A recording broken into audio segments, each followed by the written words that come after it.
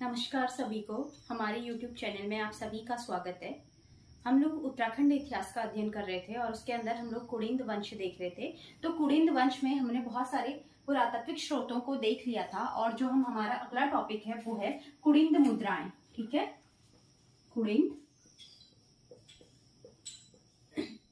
मुद्राएं। अगर मैं कुड़िंद मुद्राओं की बात करूं ना, तो ये सबसे महत्वपूर्ण स्रोत है कुड़िंदों की एग्जिस्टेंस को जानने का। ठीक है, तो ये क्या है, जो कुड़िंद मुद्राएं हैं ये सबसे महत्वपूर्ण स्रोत है। महत्वपूर्ण स्रोत है जो हमें क्या देता है, कुड़िंदों की जानकारी का।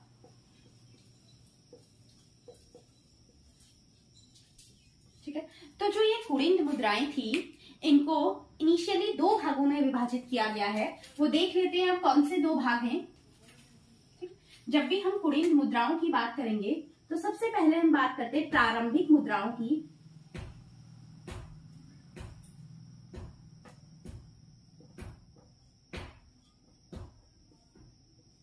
प्रारंभिक मुद्राओं की, प्रारंभिक मुद्राएं और परवर्ती मुद्राएं। ठीक है, परवर्ती मुद्राएं। जो ये प्रारंभिक मुद्राएं थी, ये प्रारंभिक मुद्राओं का जो काल था वो था 1200 ईस्वी पूर्व से 175 ईस्वी पूर्व तक। ठीक, दूसरा ये जो बनी हुई थी ये तांबे की बनी हुई थी और इनमें ब्राह्मी लिपि से एक लेख लिखा हुआ था।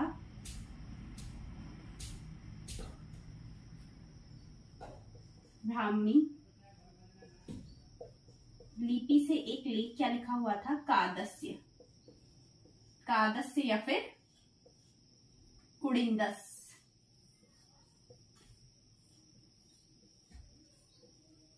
ठीक है, प्रारंभिक मुद्राएं क्या थी, प्रारंभिक मुद्राओं का जो काल था वो 200 ईस्वी पूर्व से 175 ईस्वी पूर्व तक था। ये तांबे की बनी हुई थी और इनमें ब्राह्मी लिपि से क्या लिखा हुआ था, कादस्य लिखा हुआ था। इसके अलावा हमने जब भरूच और मथुरा स्तूपों की बात करी हुई थी तो वहां पे एक राजा का नाम हमें मिला था जिसका नाम क्या था, विषदेव। विषदेव, तो ये जो विषदेव राजा था ना वो संभवतः प्रारंभिक मुद्राओं के काल का ही था। ठीक है, इतना क्लियर है। फिर अगर हम बात करते हैं परवर्ती मुद्राओं की, तो जो परवर्ती मुद्राएं थी वो क्या थी, परवर्ती मुद्राओं का जो काल था वो 175 ईस्वी पूर्व से 300 ईस्वी तक का था। ठीक, इसके अलावा इनमें अब क्या मिला हमें, राजा का नाम मिला, राजा का नाम हमें प्राप्त हुआ। इसके अलावा जो वो पहला राजा था जिसके नाम का अग्रराज, जिसके, ठीक है, तो पहला राजा जिसने मुद्राओं में अपना नाम लिखा था वो कौन था, अग्रराज था। इसके अलावा इस काल के जो अन्य राजा थे वो थे धनभूति, धनभूति हो गया, वृद्धपाल हो गया। इसके अलावा धनभूति द्वितीय,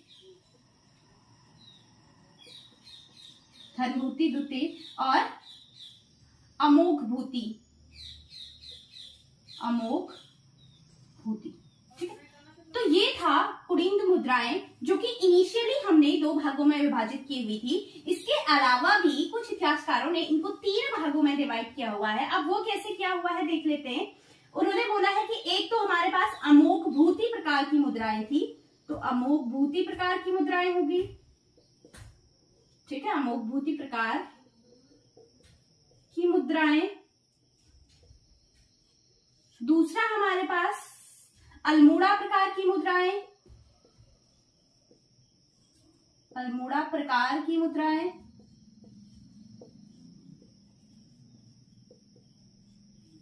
एक हमारे पास है क्षत्रेश्वर प्रकार की मुद्राएं, या चित्रेश्वर भी लिखा हुआ है कहीं पे, छत्रेश्वर प्रकार की मुद्राएं।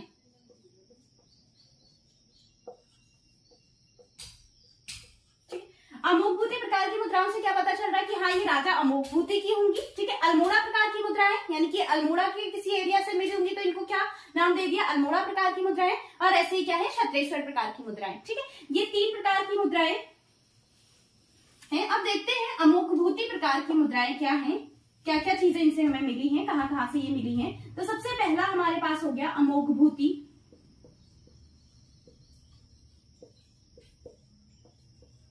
प्रकार की मुद्राएं, प्रकार की मुद्राएं। ठीक है, अगर हम अमोघभूति प्रकार की मुद्राओं की बात कर रहे हैं तो सबसे पहले हम इस अमोघभूति की ही बात कर लेते हैं। तो ये जो अमोघभूति था ना, ये कौन होगा, कुड़िंद राजा होगा। और ये कुड़िंदों का सबसे महान शासक था। ठीक है, महान राजा था ये, किसका, कुड़िंदों का महान राजा था। ठीक है, इसकी एक यज्ञ वेदिका की बात की जाती है जो कि उत्तरकाशी पुरोला से मिली हुई है। उस यज्ञ वेदिका का नाम है देवढूंगा। पूछा जा सकता है कि भाई देवढूंगा जो यज्ञ वेदिका है वो किससे रिलेटेड है, किससे संबंधित है, तो किससे संबंधित है, अमोघभूति राजा से संबंधित है जो कि किस वंश का है, कुड़िंद वंश का है। ठीक है, तो देवढूंगा यज्ञ वेदिका, यज्ञ वेदिका किससे रिलेटेड है, अमोघभूति से रिलेटेड है। कहां से मिली है, उत्तरकाशी के पुरोला से, पुरोला से मिली है। ठीक है, आगे देखते हैं कि जो ये अमोघभूति राजा है इसकी जो मुद्राएं हैं वो हमें कहां कहां से मिली है। ठीक है, उत्तराखंड में है भाई, उत्तराखंड हम पढ़ रहे हैं तो उत्तराखंड से तो मिलेंगी ही मिलेंगी। तो सबसे पहले हम उत्तराखंड में कहां से मिली है वही देख लेते हैं। ठीक है, उत्तराखंड की अगर हम बात करें तो उत्तराखंड में ये मिली है हमें लैंडस्टोन से, लैंडस्टोन, भट्टीशेरा, देवलगढ़ और सुमानी। ये सारे के सारे स्थल कहाँ हैं, पौड़ी में स्थित है। ठीक है, दूसरा हमें मिली है अल्मोड़ा से। उसके अलावा कुछ मिली है काशीपुर से, काशीपुर, और कुछ मिली है अठू जो कि कहाँ है, टिहरी गढ़वाल में है। ठीक, ये तो हो गया उत्तराखंड में जो अमोघभूति प्रकार की मुद्राएं हैं वो कहाँ कहाँ से मिली है। इसके अलावा उत्तराखंड के बाहर कहाँ कहाँ से मिली है वो देख लेते हैं। ठीक है, उत्तराखंड के अगर मैं बाहर की बात करूं तो उत्तर प्रदेश, उत्तर प्रदेश में कहां कहां से मिली है, तो उत्तर प्रदेश में एक है बहेत जिसको अभी हम क्या बोलते हैं, सहारनपुर, सहारनपुर। उसके अलावा बिजनौर, उसके अलावा अहिर छत्र, अहिर छत्र। ठीक है, तो ये अहिर छत्र कहां पर है, किसको बोला गया है, ये बोला गया बरेली को। क्लियर। उसके अलावा अगर हम बात करते हैं हिमाचल प्रदेश की, ठीक है, हिमाचल प्रदेश से भी इसकी कुछ मुद्राएं मिली हैं। तो हिमाचल प्रदेश में कहां कहां से मिली है वो देख लेते हैं। चकर किसको बोला गया, शिमला को। उसके अलावा ज्वालामुखी,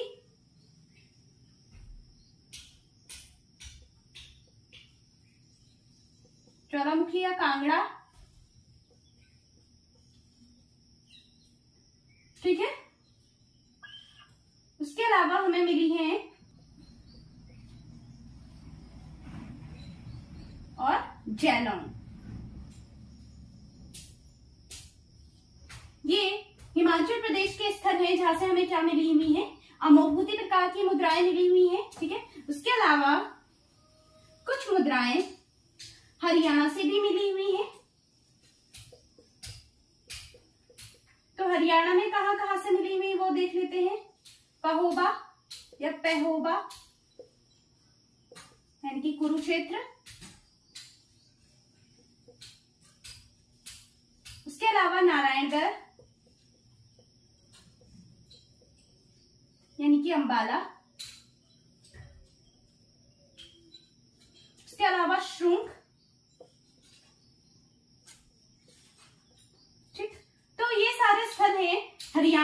यहाँ से हमें क्या मिली हुई है, अमोघभूति प्रकार की मुद्राएं मिली हुई है। अब देख लेते हैं इन मुद्राओं में क्या क्या था, किस किस प्रकार की ये मुद्राएं थी। ठीक है, तो अमोघभूति प्रकार की अगर मैं मुद्राओं की बात करूं ना, तो ये दो तरीके की थी। एक तो थी रजत मुद्राएं,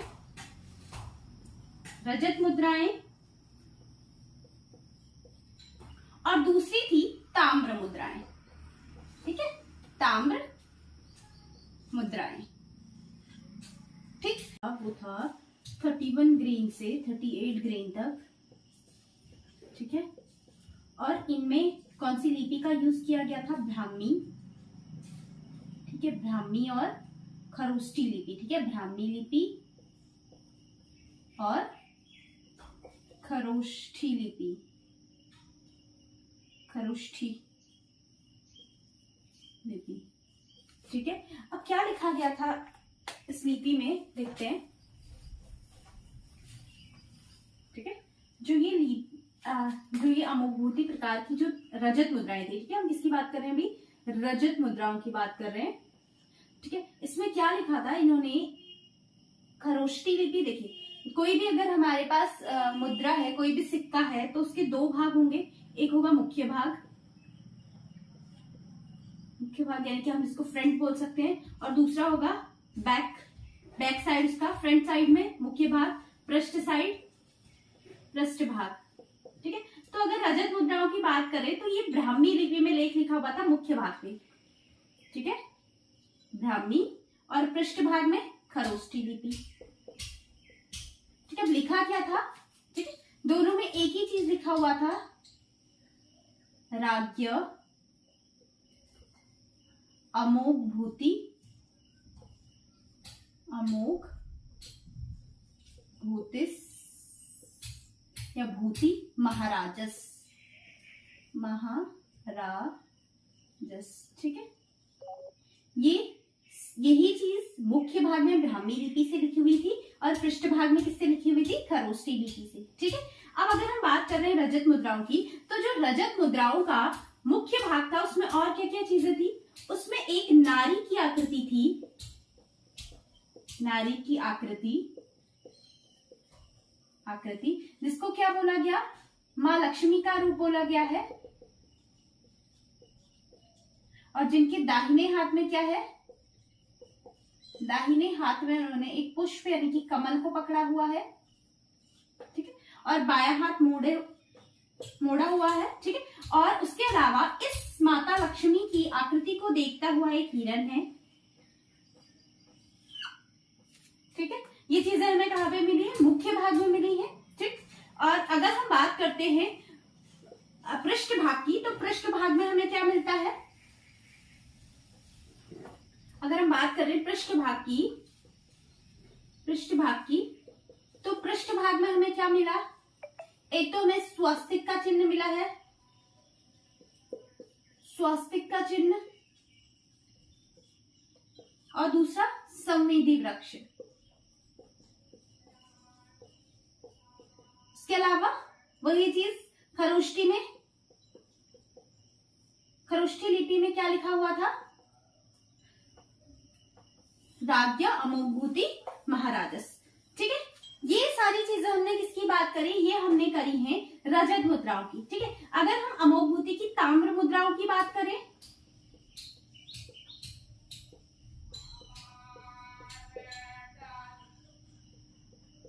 ठीक है, तो अमोघभूति की जो ताम्र मुद्राएं थी ना, उनका जो वेट था वो 9.5 से 252 ग्रेन तक था। ठीक है, और वैसी बात है, ताम्र मुद्राएं है तो तांबे की बनी होंगी, और ये भी सिमिलर किसके थी, सेम एज रजत मुद्राएं, और इनमें जो लिपि का यूज हुआ था वो ब्राह्मी लिपि का यूज हुआ था। ठीक है, ब्राह्मी लिपि का इसमें यूज किया गया था। ठीक, तो ये तो थी अमोघभूति की ताम्र और रजत मुद्राएं। ठीक है, उसके बाद हम देखते हैं अल्मोड़ा प्रकार की मुद्राएं।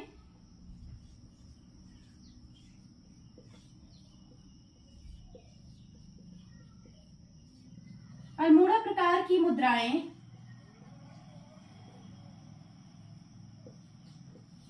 अगर हम अल्मोड़ा प्रकार की मुद्राओं की बात करें पहले तो हमें नाम से ही समझ में आ रहा है कौन से एरिया से मिली होंगी, मोस्टली अल्मोड़ा के एरिया से ये मिली होंगी। ठीक है, तो इसमें क्या था, ये बहुत ही ज्यादा मिलावटी चांदी की थी, मिलावटी चांदी इसमें यूज किया गया था। ठीक है, उसके अलावा इनमें, ठीक है, हमें क्या मिला है, बहुत सारी मुद्राएं मिली हैं, 8 राजाओं के नाम मिले हैं। वो क्या क्या है, जैसे शिव रक्षित, शिवपालित,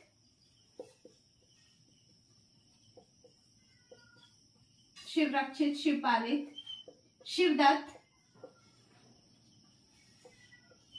हरिदत्त,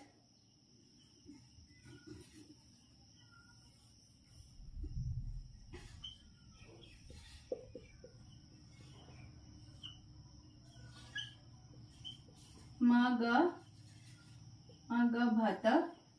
ठीक है, ये 5, इसके अलावा 3 और हैं। वो 3 कौन कौन सी हैं देख लेते हैं। आशेक,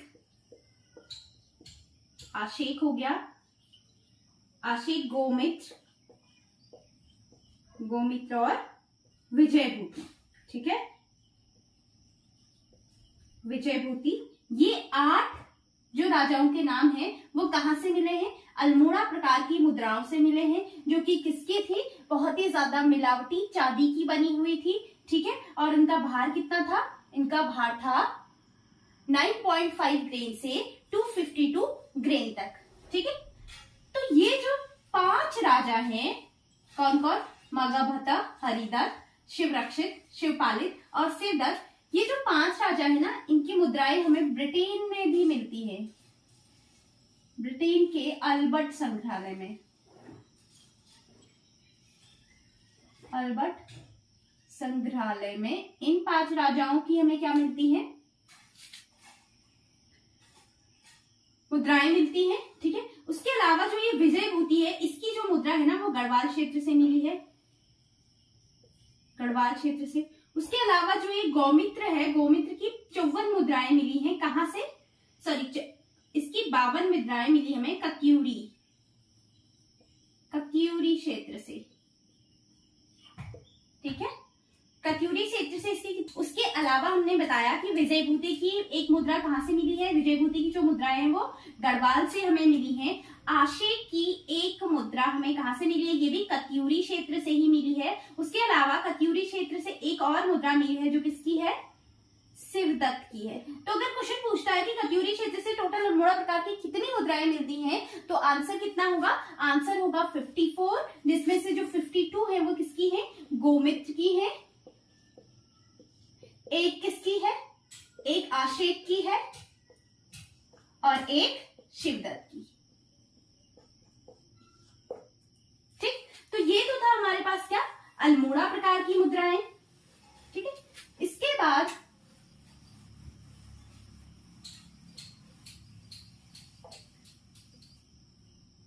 ये जो अल्मोड़ा प्रकार की मुद्राएं थी ना, इनमें भी क्या बने हुए थे, जो मुद्राएं थी वो बहुत ही ज्यादा मिलावटी चांदी और बहुत ज्यादा भद्दी मुद्राएं थी। इनमें भी क्या मिलता है हमें, इनमें भी वही सारी चीजें, रेखाएं देखने को मिली, ठीक है, वृत्त देखने को मिले। उसके अलावा कुबड़ वाला बैल, कुबड़ वाला बैल, ठीक है, उसके अलावा सर्प, ये सारी चीजों की आकृतियां हमें किसमें देखने को मिली, अल्मोड़ा प्रकार की मुद्राओं में देखने को मिली। ठीक है, फिर नेक्स्ट हमारे पास आता है क्षत्रेश्वर प्रकार की मुद्राएं।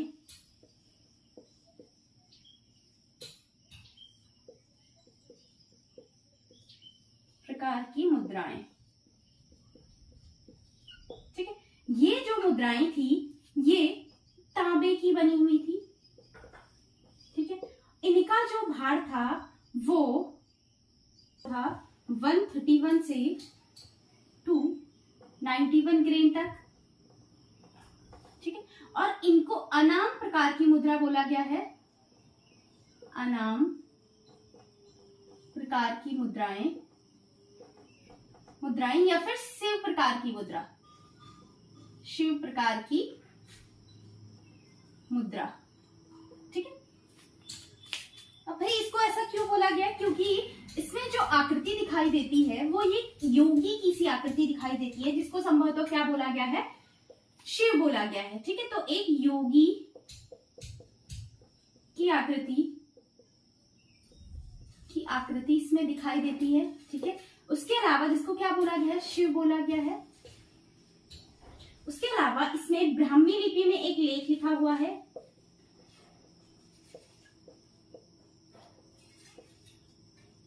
अब वो लेख क्या है, वो लेख है भागवत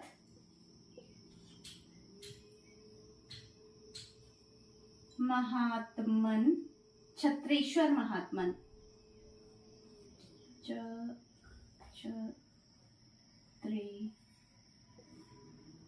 छत्रेश्वर महात्मन। ठीक है। इस तरीके का एक क्या लिखा हुआ है, ब्राह्मी लिपि में लेख लिखा हुआ है। ठीक।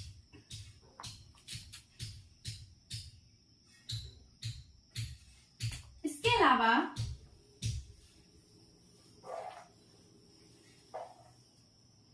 इस बेसिस पे हम क्या कह सकते हैं कि ये जो लोग थे ये इस टाइम पे क्या करते थे, शैव धर्म को मानते थे। ठीक है। शैव धर्म के अनुयायी, क्योंकि इससे पहले भी हमने देखा था अल्मोड़ा प्रकार की मुद्राओं में जो सारे नाम थे ना, लाइक शिव रक्षित, शिव दत्त, शिव पालित, तो सारे शिव से रिलेटेड थे। तो संभवतः उस टाइम पे क्या रहा होगा, शैव धर्म के ये लोग अनुयायी रहे होंगे। ठीक है। इसके अलावा ये जो इसमें आकृति दिखाई गई है, एक योगी की आकृति, उसके हाथ में एक त्रिशूल दिखाया गया है।